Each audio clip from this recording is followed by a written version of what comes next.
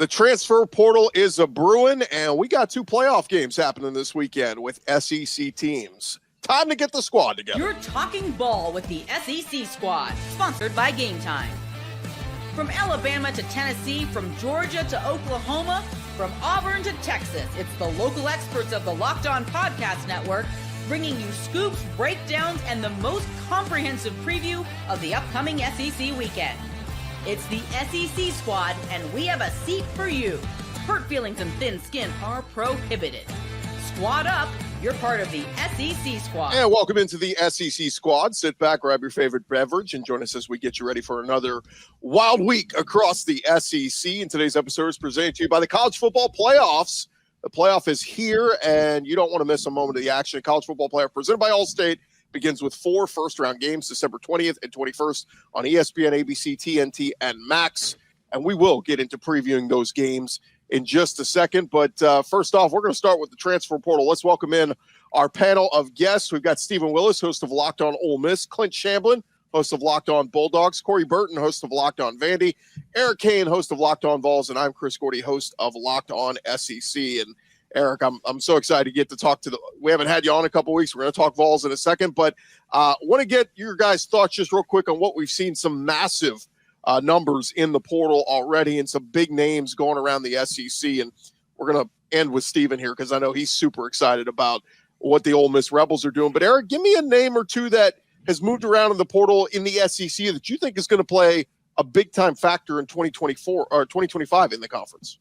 Yeah, I mean, I got to be honest with you right now. In terms of what's been going on around the SEC, I've seen it and I've forgotten about it. It's just so fast and furious, getting ready for this playoff game, right? But did I see this earlier in the week? And behind the curtain a little bit, we record this, a little bit earlier. But did I see? Was it Dane Key, Georgia? Is that right?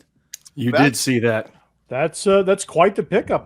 That is not nothing. I think Dane Key is a really good player, and of course Georgia's got the the running backs and the offensive line, and that one really jumped out to me earlier this week.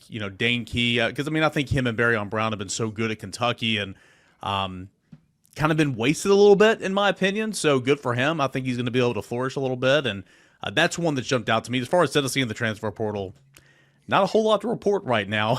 Maybe later in the week, but Tennessee's obviously focusing on the interior offensive line and defensive line, so not a whole lot of sexy names are jumping out right now at all.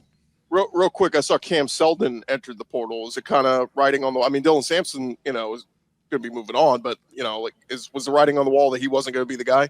Well, Cam Seldon, he entered the season hurt, and then he got passed up by the third-string running back in Deshaun Bishop, and Bishop went out there and produced and did a great job, and then Bishop got hurt, and Seldon really didn't take advantage, and so it was Peyton Lewis, the freshman. I mean, Cam Seldon got jumped like twice this year, which is really surprising. He's got such a high upside and very much a unique skill set, slot receiver / running back, big guy who can run. Writing was kind of on the wall. I mean, he had been passed twice this year, and just not his year, and so he'll try to hit the reset button and try again somewhere else. Am I just jumping to conclusions that you assume Sampson's going to move on? Oh, I assume it. Yeah, and I know he's not. Obviously, Tennessee's still playing. He hasn't announced anything. Heard that he got a good evaluation back. So with all that tread on the tires after this year, it's not like he's going to improve his stock next year. So I would be shocked if he were to return to school. Yeah. Corey, give me a guy or two in the portal that's caught your attention. Michael Van Buren is one going to LSU. Mississippi State really mucked that up, really screwed that up real bad, and letting him get out the door might be one of their biggest mistakes. And LSU scooping him up might be the thing that saves Brian Kelly, because that dude is talented, right? He was a little bit raw, probably not a whole lot around him, not a whole lot of help around him, but that dude is outstanding. The thing that stood out to me, being the Locked On Vandy guy, is just the difference a year makes for the Commodores. Like, it was a mass exodus. Everybody was running for the hills. And this year, it's the only notable guy that's left really is Gunnar Hansen, and he's going to Florida State. We've already replaced him with Gunnar Givens from Virginia Tech on the offensive line. And I'm just reading about a defensive line commit that I haven't, cracked the, I haven't cracked open the details of that, but I'm going to read about him as soon as I jump off this. And so the portal action is picking up. They're in it for a few corners, a couple receivers, but the biggest story for Vandy is trying to figure out the long shot situation of Diego Pavia. Is he going to get that extra year? It's a long shot. He probably needs to go. Like, just go on. Yeah, had a great year. Just call it a day. I just want some resolution at least. I mean, I'm resolved to the fact that it's probably a long shot, and that's fine. Just it needs to happen so that then we can react accordingly. Go get a quarterback in the portal and figure out what's next. Yeah. Corey, your mic sounds like you went underwater. So, oh yeah. No, it is funny. Everybody in the SEC was like, "Man, what a great story, Diego Pavia." And then it's like he could come back. No, we're good. Just move on, sir. Like we don't need to see. You might beat our teams next year. So the rest of the conference is ready for him to go. I guarantee it. Yeah, Clint Shamblin, give me a thought, a name or two that caught your eye in the portal. I don't know how we've talked this long without going down to T-Town, Tuscaloosa, and seeing the mass exodus that is leaving Kalen DeBoer and everybody talking about how he got one back in a talented cornerback. He got a bag from y'all that's going to make getting the other guys coming in and keeping them there instead of going out even harder. And all the big names that are out there, other teams are already getting. Alabama's not. Yep. Alabama's not in the playoff, and they're taking L's in the transfer portal. Like Ole Miss over here getting all them recruits in the transfer portal. They're getting wins at least because they're doing that, not in the playoff. How is Alabama even looked at? Like Kalen DeBoer is not it. Here it is right here. You missed the playoff, and now you're losing your roster, and now you can't bring other people in. You got a couple maybes out there, and a tight end staying, a cornerback staying, but wide receivers out, O linemen, D linemen out. The draft's coming for a couple of your linebackers. Like this is not a good look for Alabama already. To me, it's the biggest story in the SEC outside of individual names. Just as a concept, this is a wild new era, and Alabama's taking L's everywhere for it. Yeah, Gordy, I know we got to get to Steven here, but like on that note, I mean, at least for Tennessee, the focus, getting ready for a playoff game, but the focus has been on roster retention. And I know it's been a huge focus at Tennessee. I know it's a huge focus around the SEC and around college football.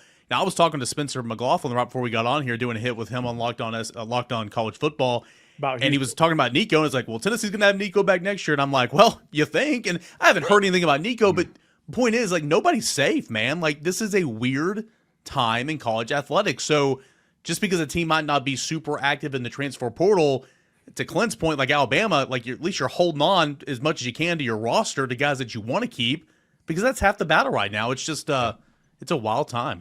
Yeah, the one that everybody keeps trying to, and I keep seeing a fake Twitter account every day with it, is Ryan Williams, the Alabama wide receiver. He's a stud freshman. And somebody asked me, like, oh, well, he was a stud freshman. Why would he leave? I said, Caleb Downs did it just last year at Alabama, left for Ohio State. So, but it is funny. I almost wonder how many of them are Ryan Williams himself posting, yeah, I might leave, like trying to up the ante from Alabama fans, like pay me more. But look, Bama, I just feel like, me personally, Bama fans, after losing Downs last year, like they cannot lose him. He is their biggest weapon. They will pay whatever it takes to keep him. So that's one I think will stay. But I do like the Georgia and Tennessee guys both jumping in on dancing on Alabama, losing a bunch of transfer guys. Steven, talk to me about the portal king. The portal king of last year, Lane Kiffin, might be portal king runner-up behind Brian Kelly this year. Oh, I don't think it's runner-up just yet, as the big names are getting ready to come. Although I do want to think it's funny that Alabama fans were crying about tampering and crying about how Ole Miss was throwing out too much money and crying poor. Alabama, you invented this in the 90s. Albert Means. Look it up, everybody. So with Ole Miss in the transfer portal, Prince Will Amon Mielen is coming in. He's the younger brother of Princely Amon Mielen. Yes, nailed that. Luke Haas, the tight end from Arkansas, coming in. And Deshaun Stribling, wide receiver at Oklahoma State. He is the Trey Harris replacement. Ole Miss needs to figure out how to replace Walter Nolan. They need to figure out how to replace Trey Amos. They got their Trey Harris guy on there, and they're also trying to find a slot receiver right now as well. I love transfer portal season because A, we're good at it, and B, it provides content every day. Yeah, and it's look, this is the new age, and I like the approach. Look, Lane Kiffin, they missed out on the playoff. but I don't think you can use that as a connect the dots of they were number one in the portal. Their portal class was awesome. Princely Amon Mayellen and Chris Pupal and all these dudes they brought in were really good. And so all the talk was going to be it's going to be boom or bust. Well, it wasn't quite boom, but it wasn't bust at all. I mean, it was a good team for sure. I think it's hilarious that everybody thought it's like Ole Miss didn't make the playoffs. I guess they're going to quit now. I get like the Ole Miss was just going to give up on this strategy after being one play away from the college football playoff. You're not going to do that. Of course, they're going to double down. Now, if they don't make it the next couple of years, yes, it could probably fall off a cliff. But they're going to try back, and they're going to double down on what they did last year, and they're going to try and find somebody to get them back to where they don't give up those 2 4th and 7 plays. When those plays get made, because Ole Miss beats Kentucky, just beats Kentucky. Ole Miss is hosting a playoff game this weekend, and that is how close they were. Yeah, it's just going to be fascinating. Auburn's been spent. We didn't even mention the exodus to Peyton Thorne with now Jackson Arnold coming into Auburn, and that was going to be my pick. We talk about the biggest move in the portal because this is make or break for Hugh Freeze. Either Jackson Arnold is going to live up to the 5-star hype with all these freshmen, young wide receivers around him. I mean, he's going to be surrounded by talent. He had all injured receivers at Oklahoma. At Auburn, he's going to have a bevy of talent. It's sink or swim. Either he's going to be awesome or he's not. And Hugh Freeze might be out at Auburn in a year or so. So we'll see. That to me is one of the most fascinating plays. Yeah, well. Very, very like this when calling plays. Yeah, in 2015, when Ole Miss beat Alabama, they lost to Memphis. Yeah, Corey, go be his OC. I think you can call plays better over there. I probably could. When the squad returns, guys, we got 2 big games happening this weekend with SEC teams in the playoff. It's win or go home. We're going to talk about that next here on the SEC Squad. Coach Freeze, this is Corey Burton. Yeah. More with the squad in just a second, but it is that time of year. The college football playoff is back, and with the newly expanded 12-team format, it's guaranteed to be bigger and better than ever, bringing you all the hard-hitting and high-flying excitement that you love. TNT sports coverage of the college football playoff begins December 21st, starting with the college football playoff kickoff show presented by AT&T at 11 a.m. Eastern, leading in to the first matchup. That'll be SMU, the Mustangs, battling the Penn State Nittany Lions at noon Eastern. And then it'll be the Clemson Tigers looking to upset the Texas Longhorns at a showdown in Austin at 4 p.m. Eastern. Don't miss a moment of all the action. Watch the college football playoff presented by Allstate live on TNT, True TV, TBS, and Max. Plenty of opportunities to watch all of the games. Again, it's the college football playoff. Awesome to have it back, and it's so excited to watch those games happening this weekend on, like we said, TNT, True TV, TBS, and the Max app.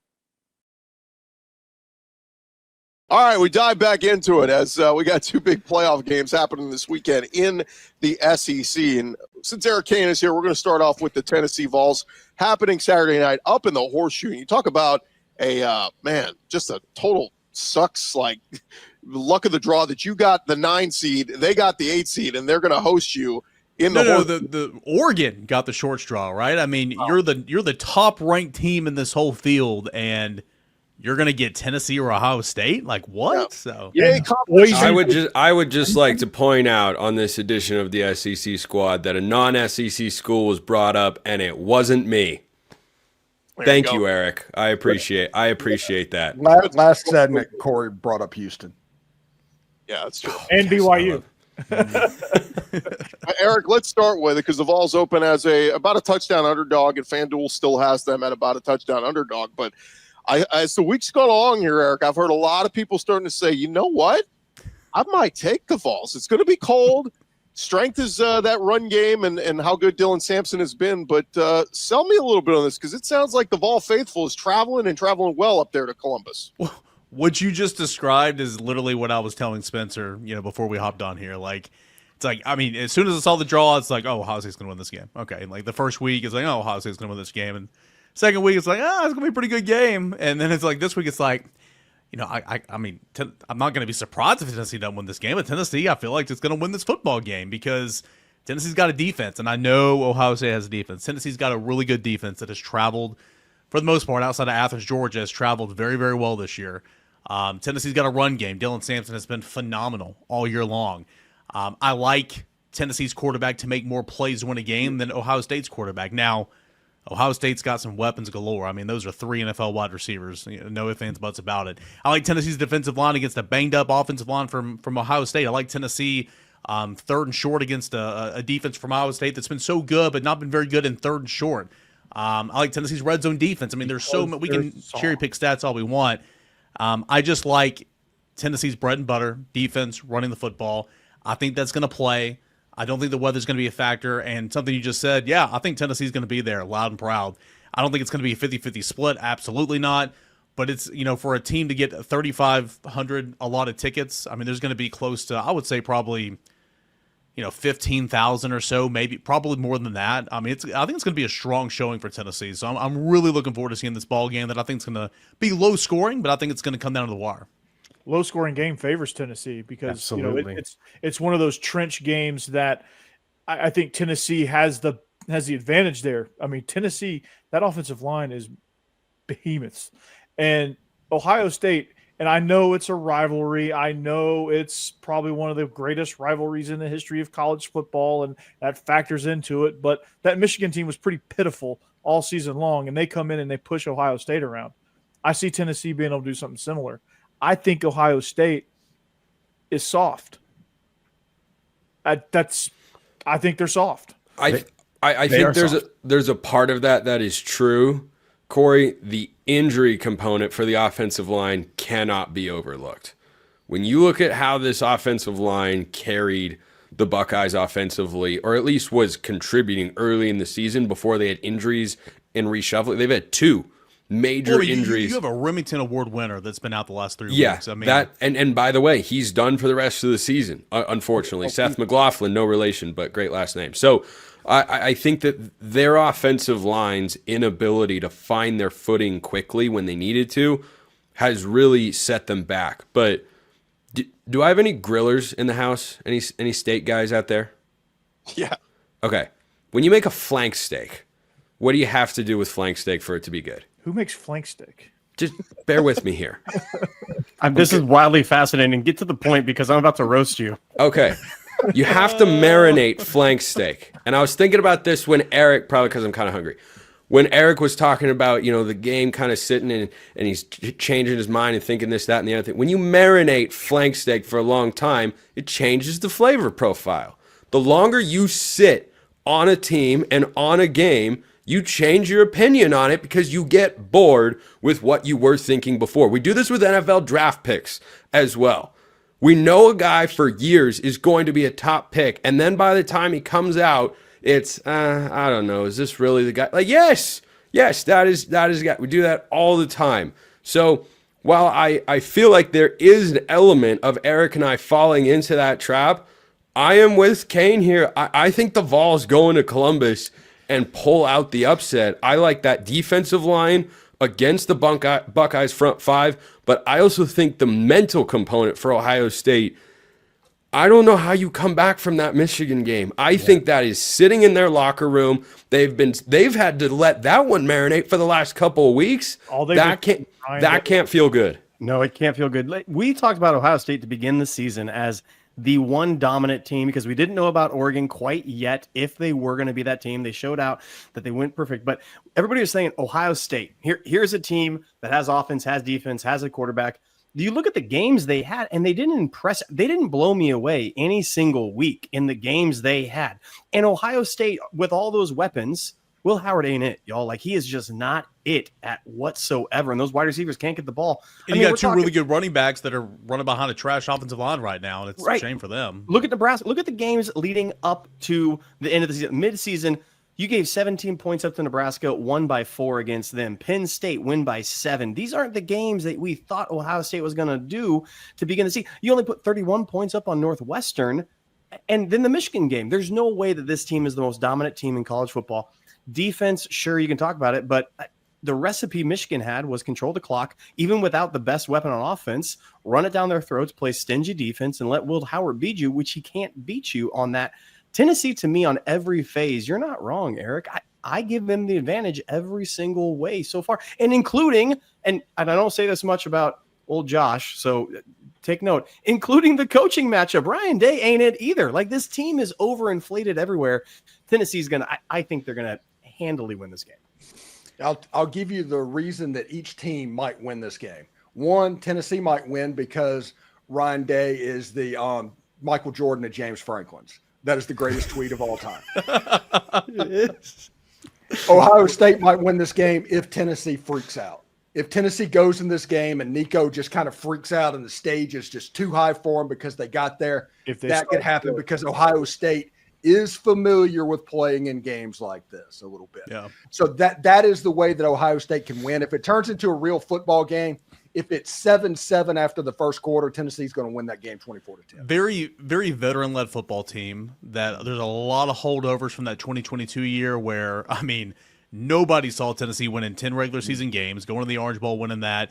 When you got to Georgia in November of that year, down in Athens, it was almost like, man, we're just so happy to be here. Look at us. I mean, this is incredible. And, like, you got your brains beat in. One of Georgia's best teams they've ever had, too. Yeah. And, I mean, this year, there's a lot of holdover from that year as well. So I think it's a different mantra in that respect. But also, Tennessee lost the game, don't get me wrong. But given the way Nico played at Georgia with a similar kind of stage, I know Georgia was coming off a loss that week, but that was a huge stage, right? And Nico went down there and played, I thought, pretty well. Obviously going to be a huge stage this weekend, national televised game, and college football playoffs and all that. The way he played in Athens gives me confidence in Nico that he's not going to be, that moment's not going to be too big for him, if that makes sense. And Corey, you said it earlier, Tennessee's going to kind of muddy up this game a little bit. Everybody wants to talk about the weather. It's going to be cold. Yeah, it's going to be freezing. But Tennessee can muddy the game up a little bit and win in different ways. Tennessee can win without scoring a lot of points, which is just, if I would have said that coming into the season, I wouldn't have believed myself. Tennessee can kind of win that low score, hard fought, force a couple turnovers. Physical game, yeah. Physical, don't score at a half and find a way to win. And I think that's going to be kind of what this is. And so I like Tennessee in this one. I would not have said that 3 weeks ago, but I like Tennessee in this one. I think the weather factor is overrated, too. Yeah. Because I think a lot of people are like, well, it's at Ohio State. It's at the Horseshoe. It might snow. It's going to be cold, or, whatever people want to throw out about cold weather games. But I don't think people realize it does get cold in Tennessee as well. It snowed here last week. How do you win those games? Run the football. I mean, Dylan Sampson. What travels in cold weather environments, guys? Defense and run game. What is Tennessee led by? Defense and run game. But Clint, you touched on something earlier about Ohio State being soft, and I think everybody has really seen, and I've heard a lot of national people, comment on Ohio State wanting to make a statement against Michigan rather than just go out and win the football game. They made a statement, all right. Yes, they did. I wonder if that changes here for Ryan Day and Chip Kelly. Do they say, hey, we can't just run the ball. We want to. We've got these great backs, but we can't. And when was our offense at the best? Went to Oregon, played a great defense on the road, tough place to play. They had over 30 points. How? They threw the ball all over the field. They said, we've got 3 NFL wide receivers. We don't have a high-end NFL quarterback or a Heisman finalist, but we've got a guy who can facilitate. Who cares how it looks? Win the football game. I think for Ohio State, that's throwing the football. Hey, and Tennessee winning this game will come down to Josh Heupel treating this like they are the favorite. Do not act like a touchdown underdog in this game because you're not really a touchdown underdog.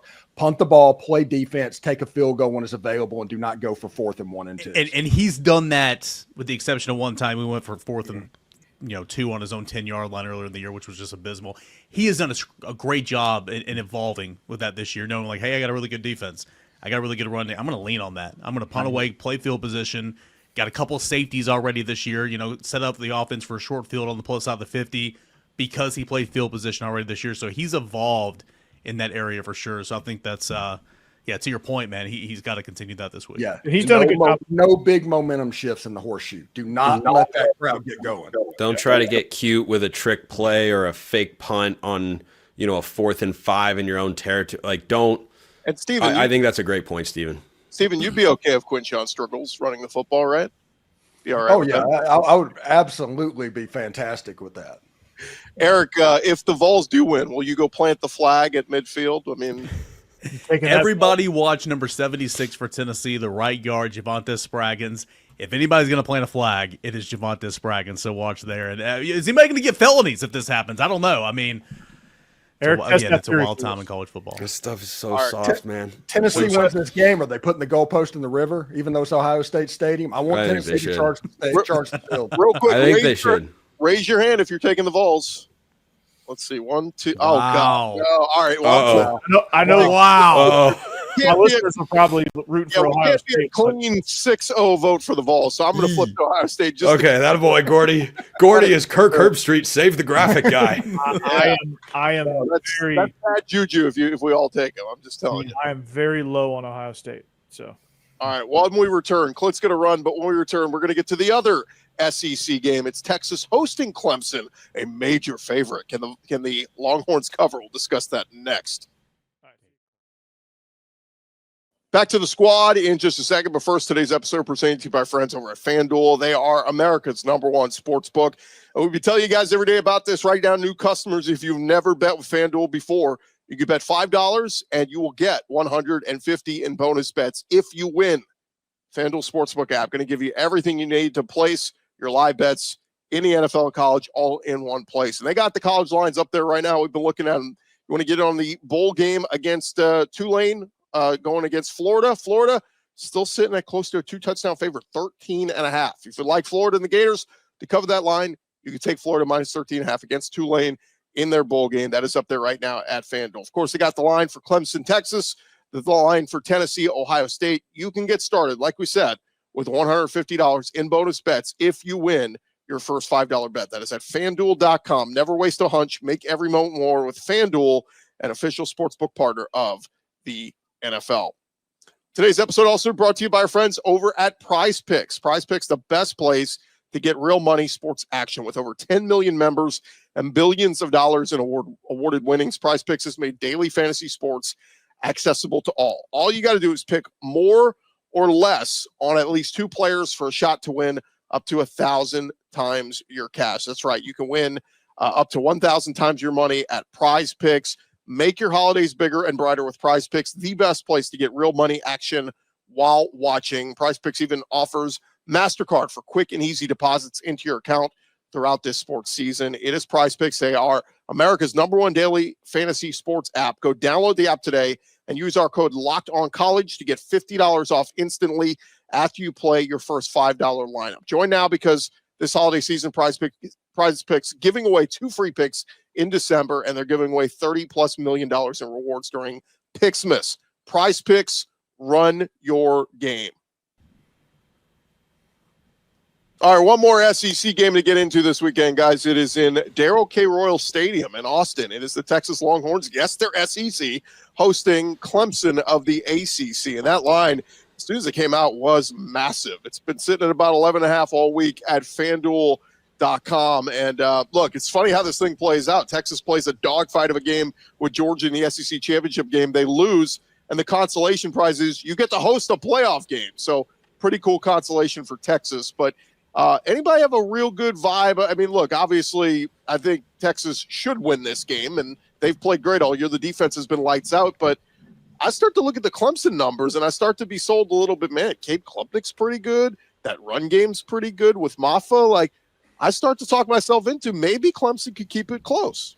I don't think it's Maffa right now, though. You know, the time off, I guess, is going to be good for him. I know he was banged up in the ACC championship game, but I'm kind of like you, man. I've not been the biggest Kate Klubnik believer, and I certainly don't watch every Clemson game, so I'm not going to act like I'm an expert on that team. But you look at the numbers at the end of the year, it's like 35 touchdowns. Okay. It's like, you know, whatever it is, it's like, dang.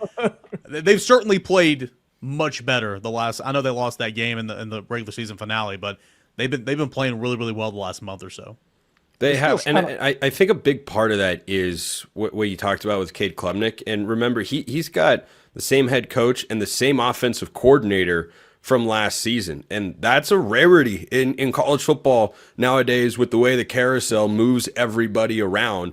To return your head coach, quarterback, and offensive coordinator, that's not supremely common. So I think the number of games that those three have logged together is indeed really starting to click. But that South Carolina game kind of set me back on Clemson about as much as the Louisville game did, honestly. Louisville went into Clemson to Death Valley and ran the Tigers out of the stadium. It was embarrassing. Then they're at home again, and they lose to South Carolina. Now, it's a tight game. South Carolina is, of course, hot, but do any of us think that South Carolina has the same ceiling as well as they've played the second half of the year as Texas? Because I do not. So I think Texas wins this game. This could come down to, does Clemson get a late score to cover maybe? But I feel like Texas does enough defensively to keep them at an arm's length, but I don't trust the Texas offense to be explosive and just make this, oh, this is going to be 38-10. No, I don't see that.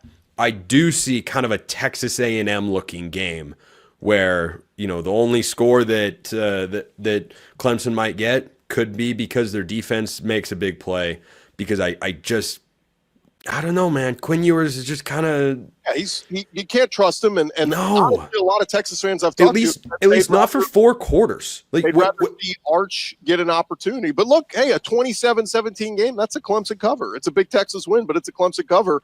I don't even think it'll be that. I don't think it'll be that high scoring. I think this is like 20-10. Do you want to leave a team like Clemson hanging around, though? Like, they're one of those type of teams. If they're just hanging around, just lying around there in the game, and Texas is just muddling with them, then I could see Clemson pulling this upset. Now, if Texas I think if Texas has got to win, they've got to put them away early. They've got to, but I think, I don't know, this Clemson team's weird because I don't know. I can't get a read on them, but I think if you leave them hanging around, they have a chance. I see where you're coming from. Teams are soft. They just, at their core, are soft. And Garrett Riley, he went up against a big, tough SEC defense in the national championship game with TCU a couple years ago, and we all know how that went. I think this game has a chance to go really sideways on Clemson from the jump. In the second half, it might be a reverse of what the Georgia-Texas game looked like, honestly. That's I think be how it has to be, or you know, if it's an ugly game, Clemson. If it's an ugly game, I don't know if Clemson can score enough points. I don't. If you're going to throw the ball on that Texas defense, they're going to pick you off, which means they're going to have short fields, and give that offense short fields. They're going to put touchdowns on the board. Corey, one question I have about what you brought up, that, you know, if Tech's going to win this game, they have to put them away early. But what we have seen with Steve Sarkisian coach teams at Texas, they routinely fail to play 4-quarter games. Now, which half they show up for seems to change on a week-to-week basis. Sometimes they come out like the Michigan game and they're fully on script and they are just clicking on all cylinders on offense. They go up and down the field and then they completely stall in the second half. Or there are times like the Georgia game where they come out and they're sloppy all over the place. Quinn's turning the ball over and they can't find their momentum offensively, but they figure it out in the second half and they look like a much better team once they settle down. But regardless, that's kind of been the theme. So I don't think, no matter how this game begins, Clemson is ever truly out of it, because if your offense fails to score for 2.5 quarters consistently, you can let a team hang around and you just need one special teams play, a gaff, a big penalty, a fake, just something to give you a spark. It's been a weird year. If Texas can run the football, if they can run the football, game over. This game will get out of hand. Yes. I was going to bring that up because Trey Wisner, I mean, Georgia did a pretty good job of shutting him down in the SEC championship game. But look at his 2 games prior to that. Against Kentucky and A&M, he was running all day over them. So if they can get, like, if I can predict and look at it in the future, you tell me Trey Wisner has 150 yards rushing, I think Texas wins big. And Clemson averages giving up 150 on the ground. I did this stat roundup piece over at VolQuest a couple days ago and kind of took all the big type of stats offensively, defensively, and I ranked them 1 through 12. In terms of the playoff teams, and you look at the majority of the defensive stats for Clemson, of the 12 playoff teams, I mean, they're 11th in scoring defense, 12th in total defense, 9th in passing defense, 12th in rushing defense, 10th in third down defense, 10th in red zone defense. They have a lot of takeaways, and they're going to have to rely on those takeaways, in my opinion, that being Clemson, if you want to try to pull off this upset. But the rushing defense is the one that came to mind, because I think Texas can run the football on Clemson. Clemson's not great at defending the run. And that's I think that's an easy way to cover on this one. That's your game plan. Don't let Quinn Ewers throw 40 passes a game, because he's been known to give it away. By the way, Quinn Ewers can do play action, it's game over. They can beat anybody in the country. Kelvin Banks back at left tackle, or expected to be back at left tackle for Texas after missing the SEC championship game. By the way, Clemson 0-2 against SEC teams this year. They opened with a loss to Georgia, closed with a loss to South Carolina. They could finish their season with a loss to Texas and go 0-3. Real quick show of hands. Who's got Texas winning over Clemson? The clean sweep again. We're all taking Texas. I think All Clemson can actually pull it off, but I mean, there's a chance. Don't say we're not a Homer SEC podcast. I'm just hoping for a Texas-Tennessee bowl game so we can do the real UT bowl. So we can all have that conversation for a week. The Real real orange talking that week, baby. It's going to be a lot of fun. I'm going to have to gouge out my eyes with all that. We'll discuss which orange is truly the burnt orange because there's only one answer here. But no, we got to win this game at Ohio State first. We're talking Tennessee again. I like it. It's going to be a Eric, lot I'm of sorry, but Texas is burnt orange. I agree.